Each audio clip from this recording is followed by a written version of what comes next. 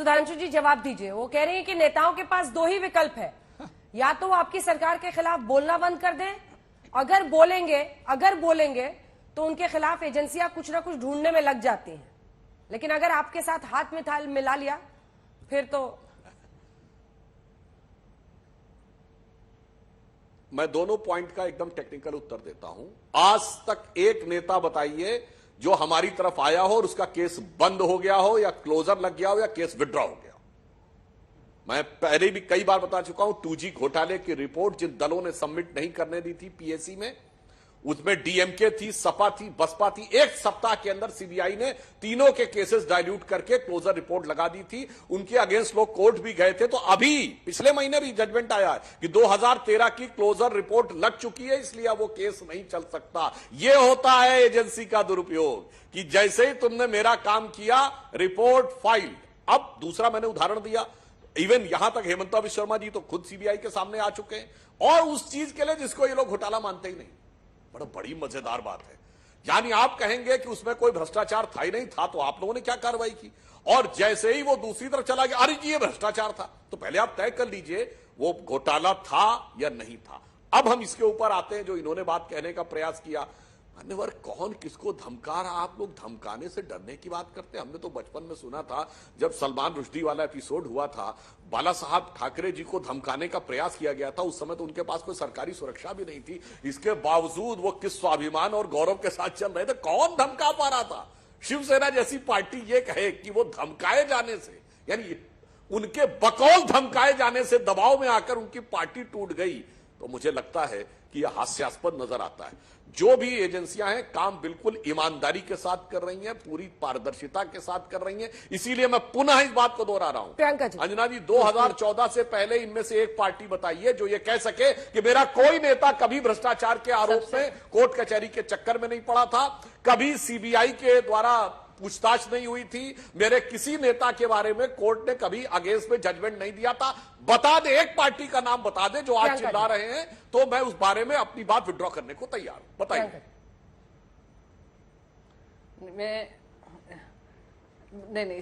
नहीं, ठंडे बस्ते में नारायण राणे जी का केस है या नहीं है? हर्षवर्धन पाटिल जी ने कहा है कि नहीं कहा है, जब से मैं बीजेपी में गया हूं मेरी रात को चैन की नींद आती है, क्योंकि मुझे पता है इन्फोर्समेंट डायरेक्टरेट मेरे घर नहीं खटखटाएगा। क्या ये सच्चाई है कि नहीं कि आपके बीजेपी के सांसद, अभी हाल ही में सांगली के सांसद हैं, उन्होंने यही कहा था क्योंकि मैं बीजेपी में हूं ईडी मेरे पीछे नहीं पड़ेगा? क्या ये सच्चाई है कि नहीं है कि नारायण राणे जी ने क्या कहा था कि अगर दाऊद भी हमारी पार्टी में आ गए तो हम उसको क्लीन चिट दे देंगे? क्या ये सच्चाई है कि नहीं है? आप आज अपने मुंह से बाला साहेब ठाकरे जी का नाम ले रहे हैं, वंदनीय हिंदू हृदय सम्राट बाला साहेब ठाकरे जी का नाम ले रहे हैं, आप लीडरशिप की तुलना कर रहे हैं वो एमएलए से जो गद्दार निकले और पैसे खाकर चले गए। मैं आपसे कहती हूं, आज हमारी लीडरशिप, वो लीडरशिप जिन्होंने 25 साल आपका साथ दिया, वो आपके खिलाफ लड़ रही है, उस पुरजोर तरीके से एक लड़ाई लड़ रही है। जब आपने सीबीआई का हवाला देकर उनको हर केस में फंसाने की कोशिश की, आपने ईडी का हवाला देकर उनके परिवार को फंसाने की कोशिश की, आपने आईटी का हवाला देकर उनके ऊपर मुकदमे चलाए हैं, तो आप तो अगर कम अपने मुंह से उनका नाम ले तो ज्यादा शोभनीय होगा। क्योंकि इस समय पे जो आप लोगों ने माहौल बनाया हुआ है वो उस भारतीय जनता पार्टी के जमाने से बहुत अलग है, जहां पे अटल बिहारी वाजपेयी जी जैसे होते थे या एलके आडवाणी जी जैसे लोग होते थे। और इस बीजेपी से तो तुलना ना ही करें, क्योंकि वो समय अलग था, ये समय अलग है। हम तब भी आपसे लड़ रहे थे, हम आज भी लड़ेंगे। सुधांशु जी, एक लाइन, ठंडे चलिए बस्ते में प्रियंका केस जी, डाल मैं बहुत देते हैं। लंबा नहीं बोलता। अटल जी अडवाणी जी के दौर में इनमें से एक पार्टी बताइए, सुनिए, अटल जी अडवाणी जी के दौर में इनमें से एक पार्टी बताइए जिसमें भ्रष्टाचार का आरोप लग के मुकदमा न चलाओ। बताइए नाम, बताइए। सपा थी कि बसपा थी कि डीएमके थी कि कांग्रेस थी? बताइए। अरे अभी हम सब बता दे रहे हैं। बताइए, अखिलेश जी बताइए, प्रियंका जी बताइए। बता रहे, अखिलेश जी बता रहे हैं। अब बताइए, बताइए नाम बताइए। साहब उस जमाने में हमारे ऊपर कोई केस नहीं। अंजना जी जरा समय हाँ बताइए। आ रही हूँ, 2 लाइन में पूरा कर लीजिए। सुधांशु जी जवाब पूरा कीजिए, फिर अब अखिलेश जी बोलेंगे। अखिलेश जी। अरे मैं सिर्फ ये कह रहा हूं, बार बार मैं इसी बात को दोहरा रहा हूं, इनमें से एक पार्टी बता दीजिए जिसपे अटल जी अडवाणी जी के दौर में, चलिए उससे पहले भी राजीव गांधी जी और नरसिम्हा राव के दौर में इनके ऊपर भ्रष्टाचार के आरोप न लगे हो, कचहरी में न जाना पड़ा हो। झारखंड मुक्ति मोर्चा रिश्वत कांड भारत के इतिहास का एकमात्र कांड है जहां सर्वोच्च न्यायालय ने कहा कि रिश्वत लेकर सरकार बचाई गई। चलिए, वोट फॉर कैश में तो आप कहेंगे आरोप था, झारखंड मुक्ति मोर्चा रिश्वत कांड में तो यह साबित हो गया था कि कांग्रेस की सरकार रिश्वत से बची थी। इसीलिए मैं कहना चाहता हूं, बताइए ना, 93 की बात है तो मोदी जी नहीं थे, अमित शाह जी नहीं थे,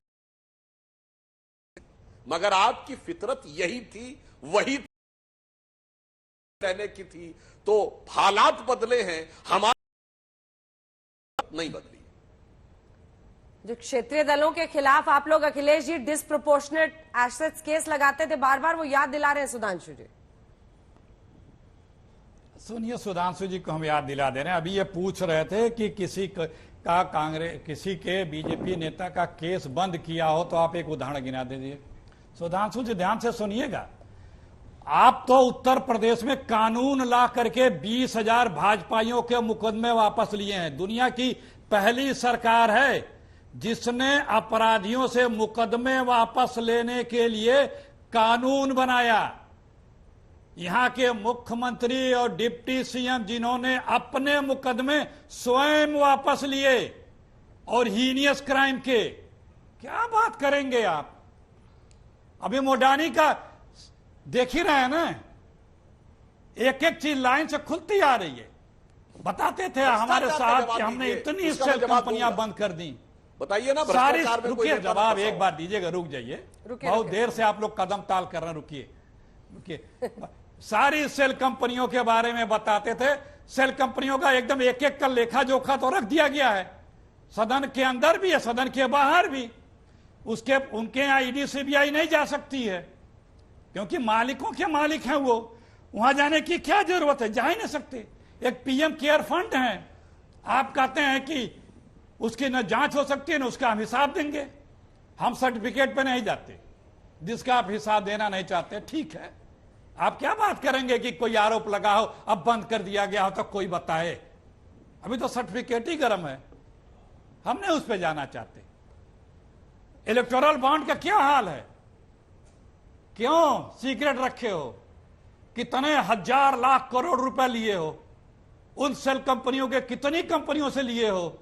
आप बताओगे। शुभ तो शुभ छलनी बोले जिनमें 72 छेद, लूट के देश को रख दिया हो। बता रहे हो बड़े अपने आप को, भ्रष्टाचार को शिष्टाचार बनाने वाली पार्टी अपने आप को बताएगी कि हम जो है भ्रष्टाचार मुक्त हैं। एक जांच करो, कहीं भी सिर्फ भाजपा ही पकड़ा जाएगा। एक जांच कर लो। ईडी ने 2005 से 2023 तक इसी पार्लियामेंट में 10 दिन पहले जवाब आया है। 5,906 कंप्लेंट हुई थी, उसमें से 1142 पे चार्जशीट हुई, सिर्फ 25 पे मुकदमे फाइनल हुए हैं, जिसमें से 24 कन्विक्ट हुए, एक बचा है। मतलब आप सिर्फ लोगों को फंसा के बदनाम करते हो। ईडी का उपयोग ये आप ही की है, पार्लियामेंट का जवाब है। क्यों?